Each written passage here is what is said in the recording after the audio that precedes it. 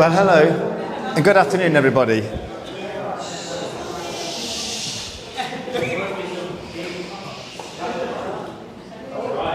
And thank you all for coming and making such a splendid effort for Florence and Jake's wedding. May I say, you all look fabulous. I said, you all look fabulous. Didn't it, did it? Now, I've been told and reminded that this is not about me. So with that in mind, this won't take long. I think a fitter way to start is with a toast to absent friends. Alison's mum and dad, Eric and Meg, my mum Billy, and Jake's grandma and granddad room. To absent friends.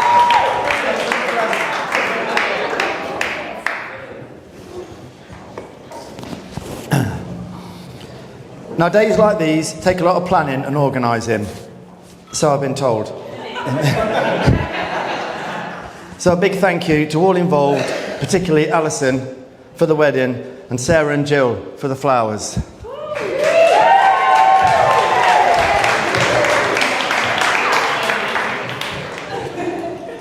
Now my girl Florence. From birth right the way until now, my time with Florence has been filled with joy, love and fun. She was always beautiful, if indeed you could call a newborn with a head shaped like a traffic cone and bright purple beautiful. We never took her out till she was 2. Not that we were ashamed or embarrassed, she wouldn't fit in a pram.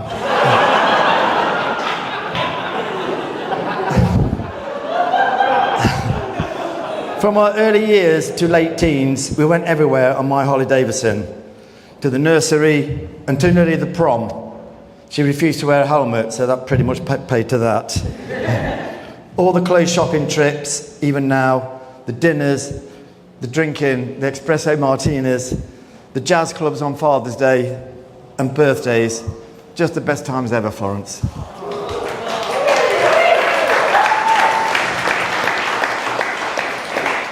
Most of you will know Florence as the life and soul of a party, but there is a depth, sincerity and loyalty to her that is unparalleled. Florence, you have grown from being the best daughter to just the best mum to Rafferty.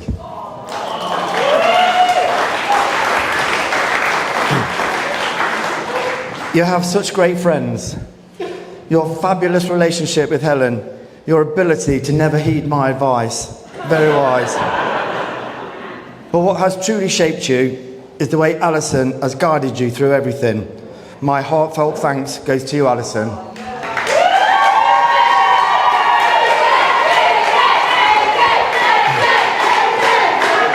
For your care, kindness and generosity, you are the reason for this girl.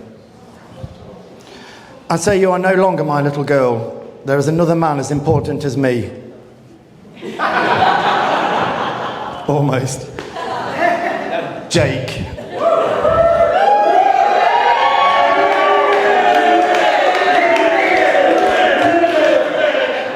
It was Jake's father I knew first, from back in the day, working in Sadlergate, almost next door to each other. We would often chat outside, mostly about motorbikes, as we still do. And then I knew Jake's mum, Sarah. She would bring Jake and his sisters in for haircuts. I used to cut Jake's. He was always cheery and well-mannered. You could tell he was from good stock. He is a credit to you both.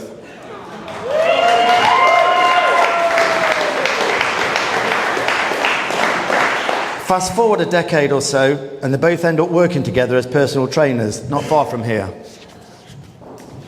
When Florence told me of the relationship, I wasn't really that surprised. And then I bumped into Sam in our local pub by chance, and he asked me if I'd heard and what I thought. And we were both genuinely really made up. I figured then that this was serious. And then Jake asked me for Flo's hand in marriage. He seemed to develop this stammer and a bumbling way about him. And I just put it down to nerves. I was overjoyed, but I had to say to him, if you ask her in the same manner, she will say no. But I guess the mountain scene in Switzerland swung it.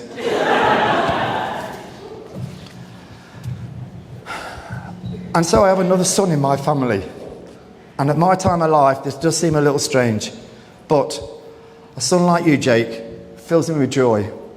I love you both very much, and I wish you all the happiness in the world. To the bride and groom.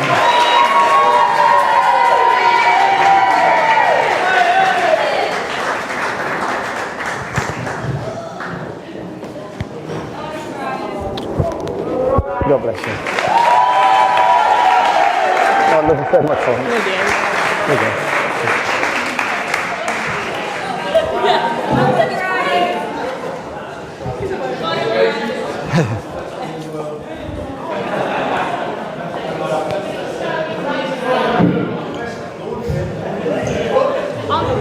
I'm lifting the bar. I'm lifting the bar off. We've got Jake.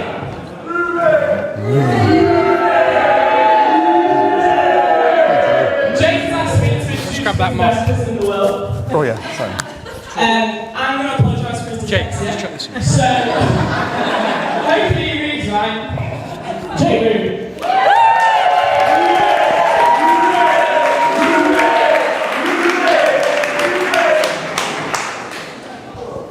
Thank you. I don't think my dyslexia will be a problem, as you can't read what I've written, and it makes sense in my head. So, welcome, family and friends, and thank you very much for joining us on Flo's special day.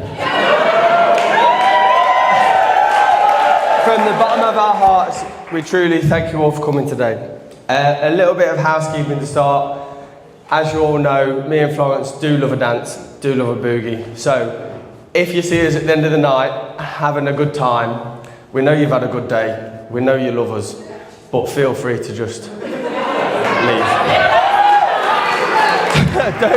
don't. I've had about 10 minutes with her, and it's a long 10 minutes as well. Just feel free to leave.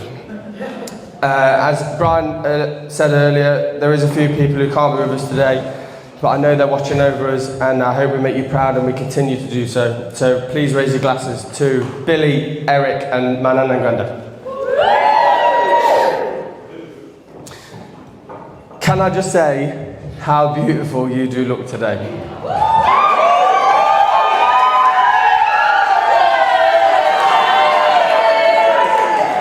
I genuinely didn't think you could get any more beautiful. But as always, you proved me wrong. Today you look like an angel. You're completely flawless, apart from Raf's paw prints on your feet. To Flo's beautiful bridesmaids. You all look as stunning as ever, and thank you for being there for her today. But not only for today, for everything in the past that led her to me and today. To my groomsmen,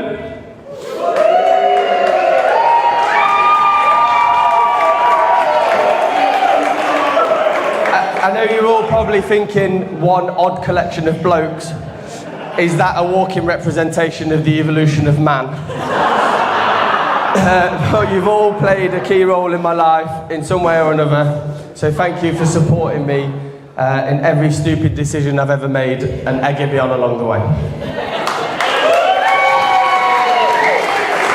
To my best man Tomo, where are you there? Thank you for being there throughout the years. Genuinely couldn't do it without you. You've always been my yardstick. And when you said no, I know it was enough. Even though, if I give you some food and tell you to shut up, I override the system. However, I don't feel like I'm going to shut you up today. To our third, lovely vicar, Reverend Phyllis. Due to unforeseen circumstances, like Phyllis said, she dropped in at the last minute. Thank you to everyone here at the River Mill. Strap in, strap on. It's going to be a hell of a night.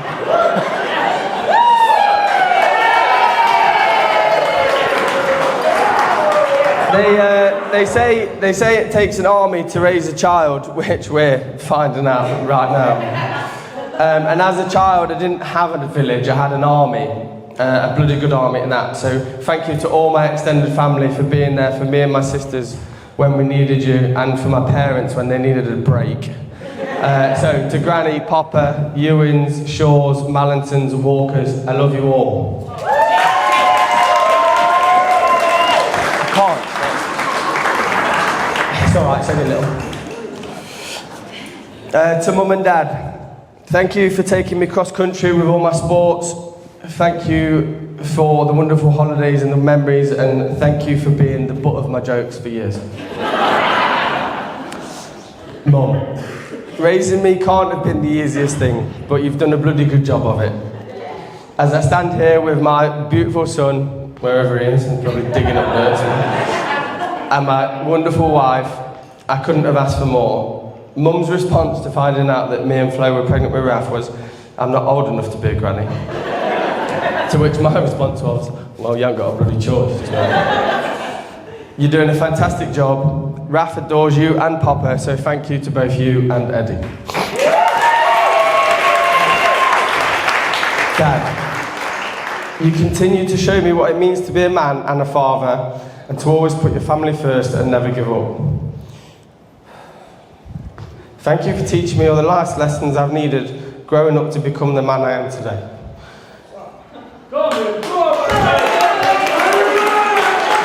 Finally, thank you for becoming the most amazing granddad to Raf. He absolutely loves you. He loves helping you at the house with his tools and his screwdrivers. And I hope he continues to learn as much from you as I did, and I did from my granddad.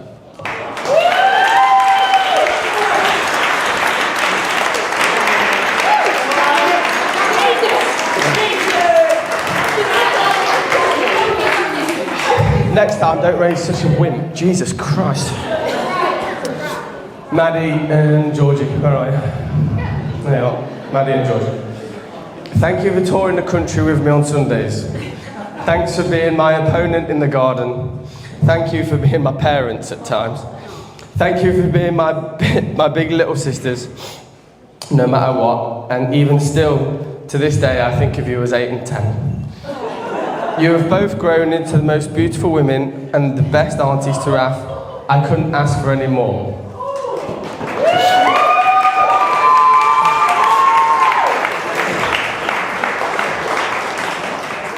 Well, one of you could learn how to drive and you could both babysit more, but apart from that... Oh, shit.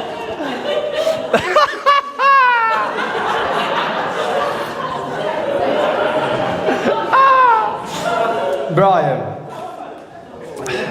where do I start? I love you. Me and Dunk grew up idolising you, thinking, what a cool bloke this guy is. The tattoos, the Harleys. I now know you're just a gay lord that loves fashion and cutting hair. That's it, done. I know Flo loves nothing more than a trip to Birmingham, getting pissed and spoilt by her dad. Brian, you're a fantastic granddad. And then Helen also, thank you both for looking after Raf. We're excited for when you retire and you can have him more.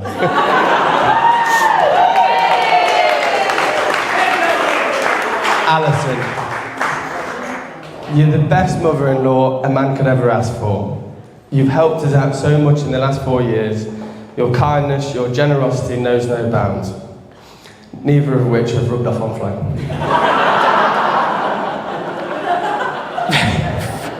From about a month into our relationship, you allowed me to move in with you and Flo, and you pretty much gave me a key to the house, and the rest is history. From there, you helped us out so many times. I'm not going to name them all, but I will say thank you for the last 5 months, because we really couldn't have... That's where it is. That's where it gets me. Because when you thought you finally got rid of us, we came back for one last time. We really couldn't have lived at the house and done it at the same time. Mainly because our labour is a bit slow.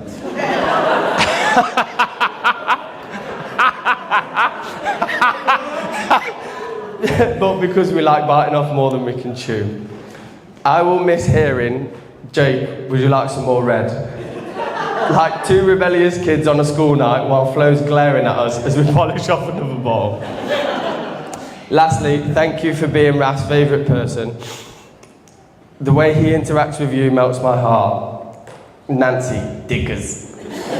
While you sit there on the chair with Raf on one side and Gus on the other, you have the patience of a saint, and we love you for that. So I've just got a little something for you. Which one's Alison's? That one? Yeah. Give me that as well. Yeah, give me that as well. No, that. No, that.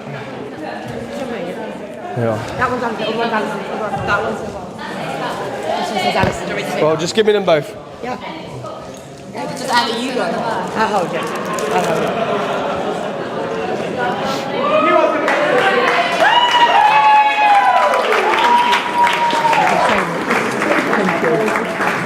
Is that one your mum's?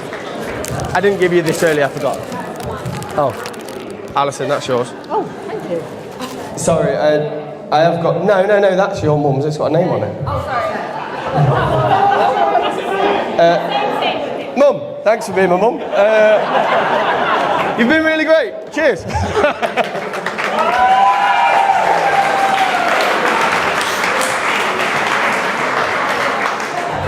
Finally, to my wife.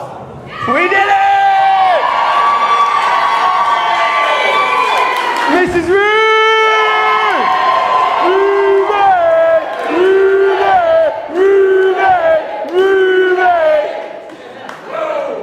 From the first day I saw you walk across the gym floor, I knew you were someone special, in more ways than one. From starting out as friends, then breakfast confidants, to secretly each other's work crush, which led to that fateful night, and then you now sit here sitting as my wife. Watching you grow from a girl who liked to party, which we did pretty well, to a mother of my child, I can honestly, hand on heart, say how proud I am of you and who you've become. You have always and will continue to be my best friend. Sorry, Tomo. We have the perfect combination of love, disagreements, and laughter. You are my rock, and you are also my hard place.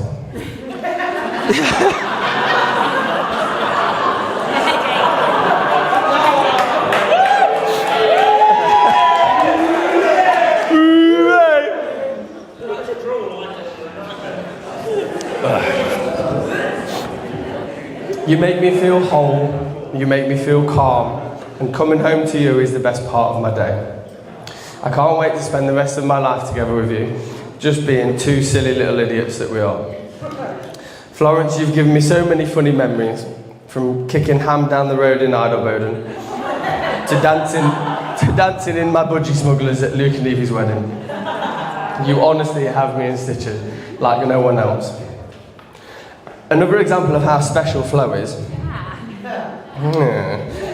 We went to Bluebell Farm with Raf when he was about a year old. And I turned around, and all I heard, oh, look how big that chicken is. She was pointing at a turkey.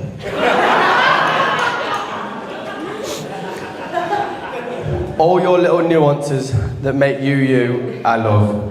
From the little front stomp when you don't get your own way, to the fact you can't say accurate. Thank you for putting up with me, my stupidity, my grumpiness at times, and my Timberlands. Thank you for enabling me to be the best version of myself. Our lives will be filled with laughter, special memories as we grow old together. I will love you forever with all my heart, forever and ever.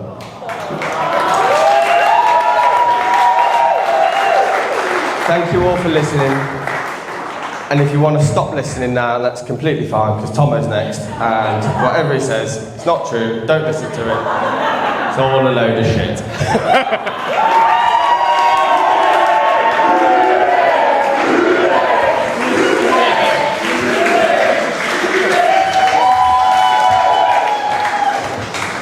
No introduction needed. Look, take. Shut this mic on. Where have you gone? Yeah.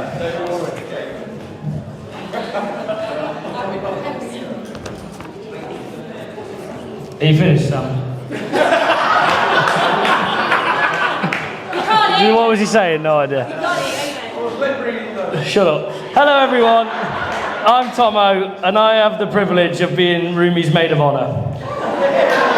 I've known Rumi all my life, and some of my youngest memories are of being taken to places where there was this other boy my age there, and even then I can remember thinking, this kid is absolutely fucking mental. Now, this is a speech that's proven very difficult to write. I have so many stories about this bloke that would either land him in prison or divorced before the cake is cut. So I decided to cheat. I stole Rumi's laptop and had a look through. There was some very eye-opening material on there, some that I would really like to unsee. And Rumi, we do need to have a chat later about how to use private browsing, because your search history was absolutely revolting. But before my eyeballs caught fire, I did manage to download a copy of Rumi's CV. And being the lazy bastard that I am, I thought I would read this out instead of writing a speech. So here goes. Personal details. Jake the Tank Room. Address. Flo's mum's spare bedroom. Contact details. Jake Room 1994 at onlyfans.com. Education. Jake attended Morley Primary School, where he was the national champion at eating crayons for 3 years running. Then he moved to Hena Gate School, and it was here where he really developed his appetite for fingering slags.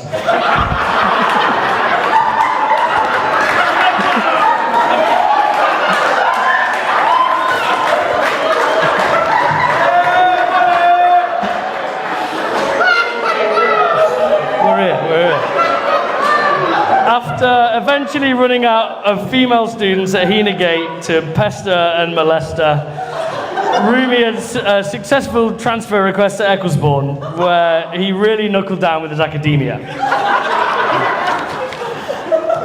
Against the advice of his teachers, he decided against getting a real job, and he joined the sixth form, because that's what his girlfriend at the time was doing, and he liked the idea of pissing around with his mates for another few years. Rumi had the bright idea of taking A-levels in law, because he thought his mum would be able to do it for him. And food tech, because his granny's good at cooking.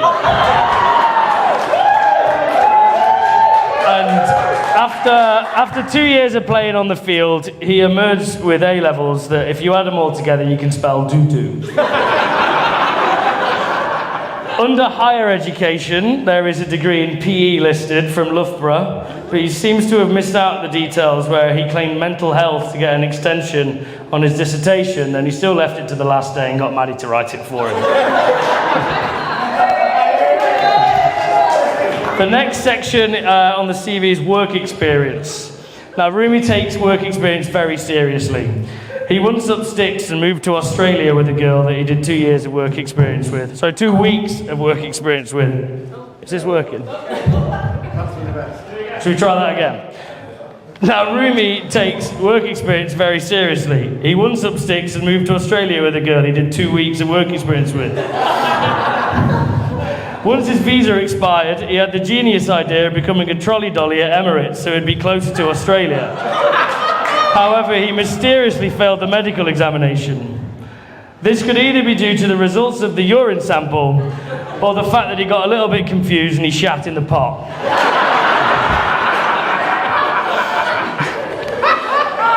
He proudly lifts himself on here as a second-generation fish Mongol, and that is how he spelled Mongol. And next it says Introduction to Plumbing. By this I'm sure he's talking about the time he used his dad's new Gillette 3 Turbo to shave his pubes and was frantically trying to unblock the sink while the inside of his pants looked like someone had stuck a cocktail sausage to a plucked chicken.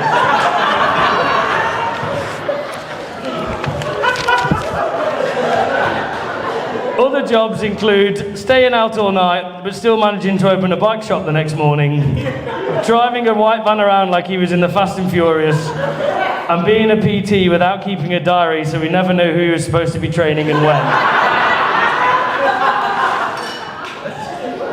The most recent listed job on the CV is slave master, and I believe this is in reference to the inhumane working conditions that Sam Room has been subject to in their new house and the notable lack of pay that he is receiving.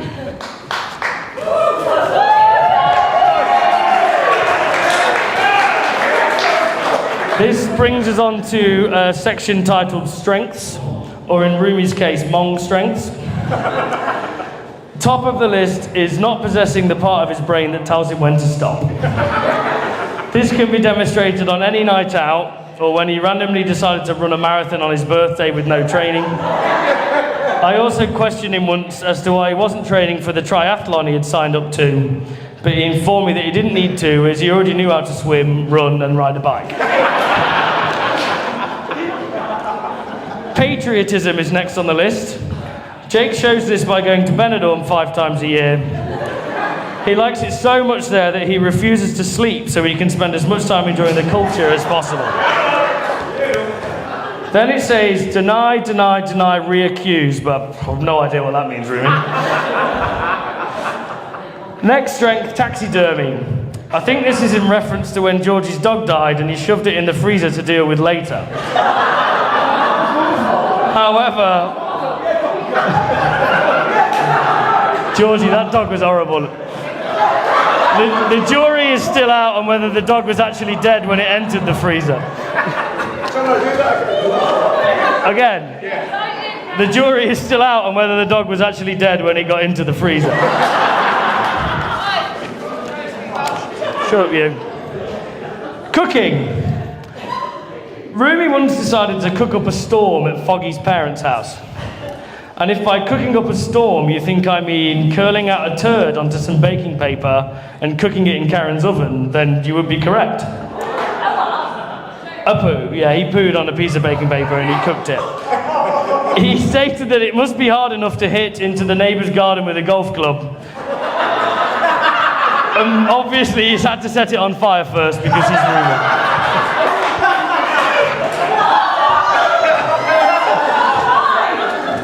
Don't ask why. Hairdressing. The cheeky prick told me this week that I needed to go to the barbers before today, which is rich, because I do remember when he turned up to our mate's wedding in Italy looking like Eminem.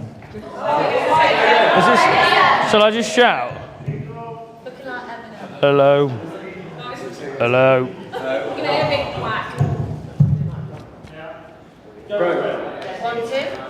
I'll just shout. Are any of these working or not? No, try that. No, it's the band. Yeah, that's working. No, I think that's this one. There we go, we're back. Well, there's some right there. Thanks. Where are we? Hairdressing. Yeah, you shaved your head and dyed it blonde, you look like a twat. This brings me to the last strength, showing off. Everyone here must have witnessed Rumi's ADHD, sweaty head-banging dance moves on the dance floor. I'm sure we'll see plenty of those tonight. Is this working? There we go. Now, weaknesses. He's kept this brief. Banking. Rumi did once try to pay in a strip club using an Amazon Prime gift voucher. Fashion. Apart from the occasions where Flo buys his clothes, he looks like the Derby Rugby Club shop threw up on an every driver. Spelling. He spelt this with one L. Successfully retiring from rugby. Smelling nice. His body really does make sounds and smells that no one should ever witness. Knowing which of the body's holes you're supposed to put carrots in.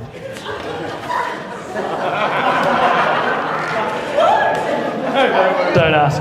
The final section is references. The first reference is from Granny Jill. It goes on at length about what a handsome and charming young man he is. Go back. The first reference is from Granny Jill and goes on at length about what a handsome and charming young man he is. So I'm not going to read that out. The names of the next two have been redacted, but I believe they are from some of his exes. One is only 4 words long. Massive prick, tiny penis.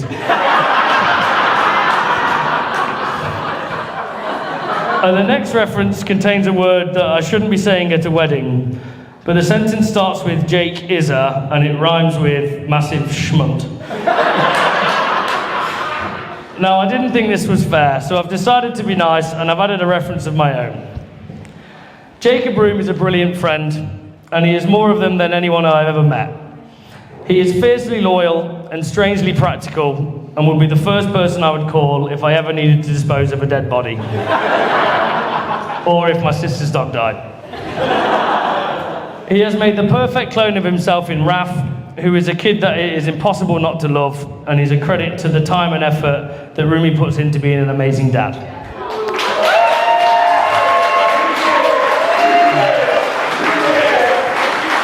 In Flow, Rumi has met his match. They really are 2 peas in a very loud and noisy pod. The first time I met Flo, she was just a fellow PT, giving Rumi advice on how to deal with his psycho ex-girlfriend. Little did she know, she would be spending the rest of her life trying to work out how to negotiate Jake's bad decisions. So the Room trio, they really are a bunch of nutters, but they're my bunch of nutters. So let's raise a glass to my mate Rumi and his new wife Flo.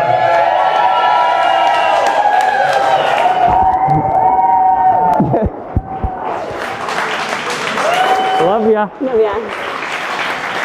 Please just inform one of the bridesmaids immediately. Thank you. So obviously I've known Flo for a very long time, since primary school, and I was thinking back to our memories in Vaughan and reflecting.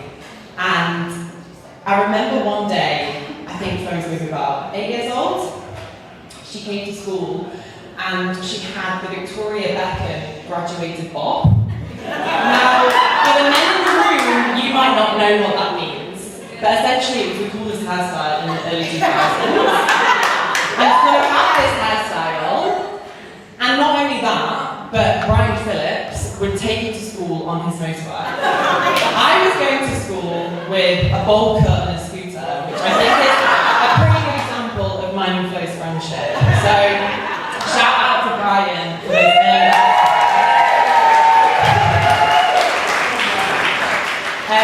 so Flo and I are actually kind of known as Fleeve back in the day.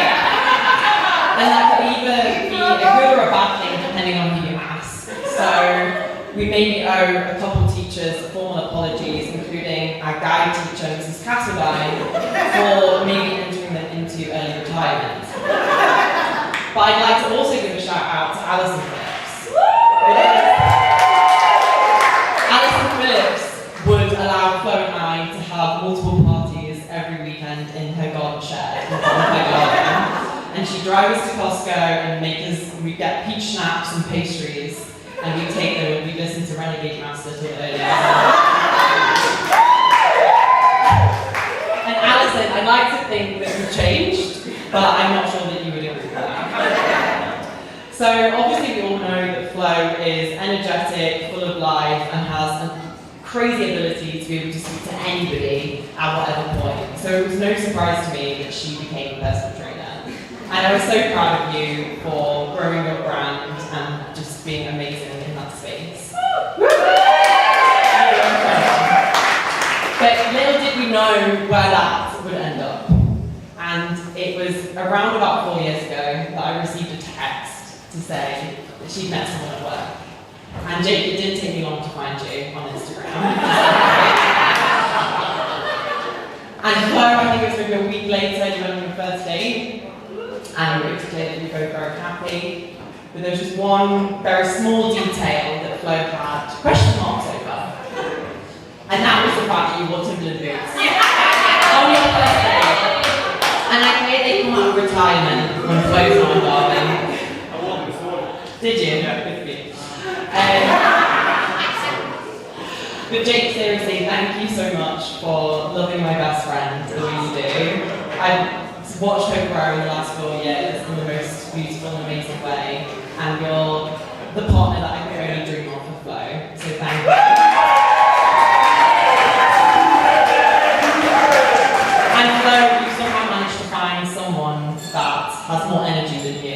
I didn't think would be humanly possible, and now you maybe know how we feel.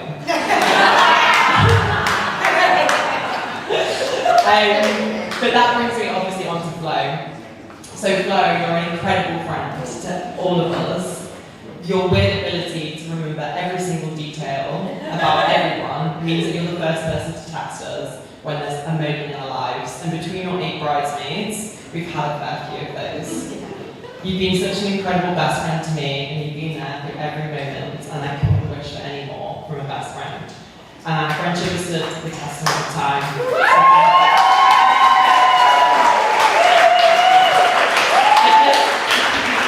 So I'd like to just end on a toast to Flo and Jake, the people crazy enough to renovate their house and get married in the same year.